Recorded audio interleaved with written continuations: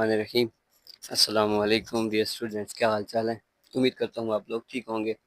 सो dear students, chapter 2 logarithm वाला हमारा चल रहा है, एक्सरसाइज 2.1, जिसमें हमने साइंटिफिक नोटेशन से स्टैंडर्ड फॉर्म और स्टैंडर्ड फॉर्म से साइंटिफिक नोटेशन, ये दो चीज़ें हम लोग डिस्कस कर चुके हैं। अभी मेन जो हमारा चैप्टर है, ये हमारा मतलब चैप्टर का जो एम है, मकसद है, वो आ रहा है कि लॉगरिथम क्या चीज़ होती है। A logarithm is based on two Greek words, logos and arithmos, which means ratio or proportion, जिनका मतलब है कि रेशियो और प्रोपोर्शन। जॉन नेपियर एक साइंटिस्ट था, स्कॉटिश था, स्कॉटलैंड का।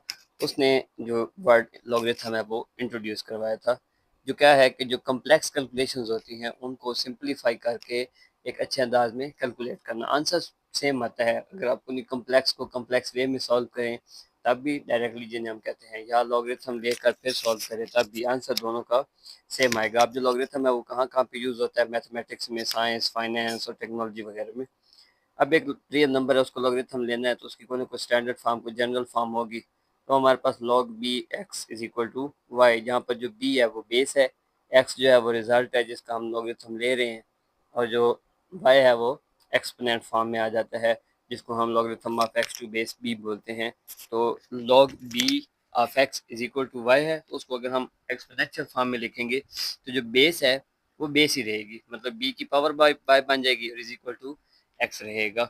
तो इन वर्ड्स हम इसको पढ़ेंगे, logarithm of x to the base b is y। तो यहाँ पर कुछ एग्जांपल दी गई है, वो कह रहा है convert logarithm to 8 is equal to 3 to exponential form. तो यहाँ पर भी 2 बेस है, बेस हमारे पास सेम रहेगी, तो 2 की पावर 3 और 8 यहीं पर खड़ा रह जाएगा। तो आगे भी कुछ इस तरह एग्जाम्पल दी गई हैं। आगे कुछ एग्जाम्पल में वो हमसे पूछ रहा है कि x की वैल्यू निकालें, तो उसको लॉगरिथमिक फॉर्म को पहले एक्सपोनेंशियल फॉर्म में कन्वर्ट करके हम वहाँ से x या y जो भी दिया गया होगा उसकी वैल्यू इजीली फाइंड आउट कर सकते हैं। तो उसके बाद हमारे पास एक्सरसाइज आ जाती है। एक्सरसाइज में हमारे पास टोटल 3 क्वेश्चन हैं। तो फिलहाल हम एक्सरसाइज की तरफ बढ़ते हैं। एक्सरसाइज 2.2 पहला क्वेश्चन है, वो कह रहा है कि लॉगरिथमिक फॉर्म में इनको शो करें। हमें एक्सपोनेंट दिए गए हैं, पावर फॉर्म दी गई है, उसको लॉगरिथम वाली फॉर्म में लेके जाना है। तो 10 पावर 3 इज इक्वल टू 100। यहाँ पर ये जो 10 है इसको हम कहेंगे कि ये क्या है, हमारे पास बेस है। ये जो 3 है ये हमारे पास एक्सपोनेंट, और ये जो 1000 आया था ये क्या था, रिजल्ट। तो अभी हमने जो चीज़ डिस्कस की है उसमें अगर देखा जाए तो जो बी है वो रिजल्ट में आ रहा था, ये ए जो था ये एज अ बेस आ रहा था, और एक्स जो था वो एक्सपोनेंट की फॉर्म में जा रहा था। तो हम इसको कन्वर्ट कर देंगे लॉग ए बी की फॉर्म में। तो लॉग 10,000 इज इक्वल टू क्या हो जाएगा, 3, और यही क्या होगा हमारा आंसर। उसके बाद 2 पावर 8 इज इक्वल टू 256। तो इसको उल्टा कर देते हैं, 256 इज इक्वल टू 2 पावर 8। अगर लॉग लेंगे तो 2 बेस है, इधर भी आके क्या बन जाएगी, बेस बन जाएगी। तो लॉग 256 इज इक्वल टू 8। तो ये हमारा आंसर। उसके बाद 3 की पावर -3 इज इक्वल टू 1/27। तो इनको इंटरचेंज किया, 1/27 इज इक्वल टू 3 पावर -3। तो लॉग 3 1/27, यहाँ पर -3 है तो इसका भी आंसर -3 आ जाएगा। उसके बाद 20 पावर 2 इज इक्वल टू 400।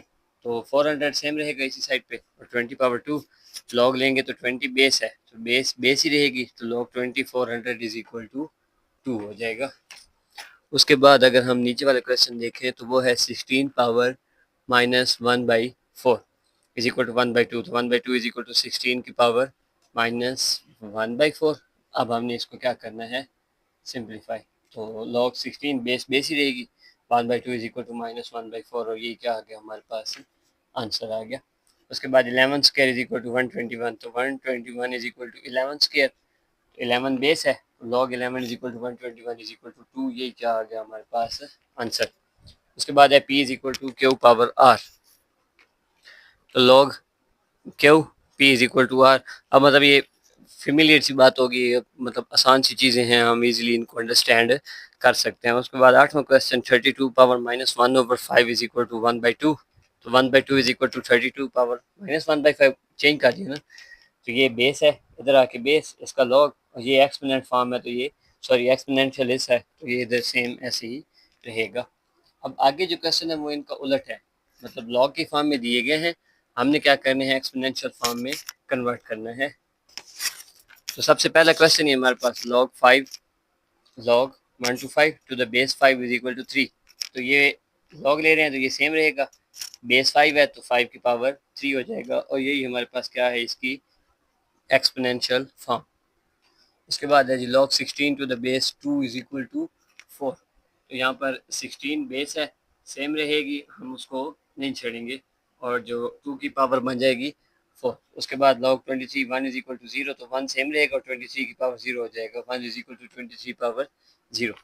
उसके बाद है log 5 into 5 is equal to 1, तो 5 is equal to 5 पावर 1। एक चीज़ याद रखिएगा, किसी भी वैल्यू का लॉगरिथम उसकी अपनी बेस के साथ, मतलब log 10 है तो बेस भी 10 हो तो आंसर 1 आएगा, log 5 है बेस 5 है तो आंसर 1 आएगा। ये याद रखना है कि log, अगर ये बेस ए है और ए का ही log ले रहे हैं तो आंसर हमेशा 1 आएगा, मतलब जिस चीज़ का log ले रहे हैं अगर वही उसकी बेस है तो आंसर हमेशा 1 आएगा। आगे चल के हमने ये वैल्यू यूज़ भी करनी है। log 2 1/8 is equal to -3, तो 1/8 ही रहेगा, ये बन जाएगी 2 की पावर -3। उसके बाद 1/2 log 9/3, तो log 9/3 is equal to 1/2, ये 3 सेम, 9 बेस है तो 9 की पावर 1/2। अगर हम इसको सॉल्व करते भी हैं तो ये 3 की पावर 2 पावर 1/2, 2 से गया तो 3 is equal to 3 आ गया, मतलब हम क्वेश्चन ठीक कर रहे हैं। उसके बाद छठा question 5 is equal to log 10 और आगे ये 100,000, तो log 10 100,000 is equal to 5, ये 100,000 इसी साइड पे रहेगा और 10 की पावर 5 बन जाएगा। उसके बाद आठवां इस पार्ट का हमारा last question log 4 is equal to 1/16 is equal to -2, तो 1/16 इधर ही पड़ रहेगा, 4 की पावर -2 आ जाएगा। अब यहाँ पे आगे है कि वैल्यू ऑफ x निकालनी है, मतलब अब हमने दोनों काम कर लिया ना, log से एक्सपोनेंट में भी चले गए हैं और एक्सपोनेंट से log वाली फॉर्म में भी आ गए हैं। तो यहाँ पे दिया गया log x 64 is equal to 3, 64 इधर ही रहेगा, x की पावर 3 बन जाएगा। 64 को मैं लिख सकता हूँ 4 की पावर 3, तो ये 4 power 3 is equal to x power 3, cancel out, तो x is equal to 4 answer आ गया। उसके बाद log 5 1 is equal to x, तो 1 is equal to 5 power x। अब हमें पता है कि किसी भी वैल्यू की पावर 0 हो आंसर क्या आता है 1, तो यहाँ पर 1 है, अगर मैं 5 की पावर 0 लिख भी दूँ तो आंसर क्या रहेगा 1, तो 5 power 0 is equal to 5 power x, तो 5 साथ कैंसिल, तो x इज इक्वल टू 0 क्या आ गया हमारे पास आंसर आ गया। उसके बाद तीसरा question log 8 to the base x is equal to 1, तो यहाँ पर 8 इधर ही रहेगा, x की पावर 1 मान जाएगी, 8 की पावर कोई भी वैल्यू है तो उसकी पावर ऑलरेडी 1 हमारे पास होती है, तो 8 power 1 is equal to x power 1, तो x की वैल्यू क्या आ गई 8 आ गई।